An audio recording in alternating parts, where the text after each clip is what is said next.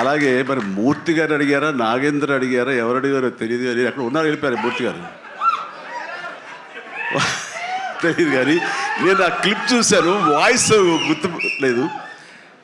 మీరు బాలకృష్ణ కాంపౌండ్ కదా విశ్వక్షేణ్, ఇప్పుడు మెగా కాంపౌండ్ నుంచి ఆయన ఎలా వచ్చారు అని చాలా చక్కగా సమాధానం చెప్పాడు. మా ఇంటికి కాంపౌండ్ ఉంది కానీ ఫిలిం ఇండస్ట్రీ కాంపౌండ్ లేదని. I appreciate. నిజమే, ఇక్కడ గిరుకు ఇసుకుని ఎప్పటికప్పుడు ఏ హీరోలకు ఆ హీరోలా ఉండే రోజులు నిజంగా ఉన్నాయి, లేకపోలేదు. షూటింగ్ల వరకే, ఆ తర్వాత వాళ్ళు ఎవరి ఇళ్ళకి వాళ్ళు వెళ్ళిపోతారు, ఎవరి ప్రోగ్రాం వాళ్ళు చూసుకుంటారు. అలాంటి రోజుల్లో నేను ఉన్నాను. వాళ్ళు అలా ఉండటం మూలంగా వాళ్ళ మధ్య సఖ్యత ఉండదేమో, వాళ్ళ మధ్య ఒక విభేదాలు ఉంటాయేమో అనే ఒక రకమైన భ్రమలో ఇక్కడ అభిమానులు కొట్టుకుని చచ్చేవాళ్ళు.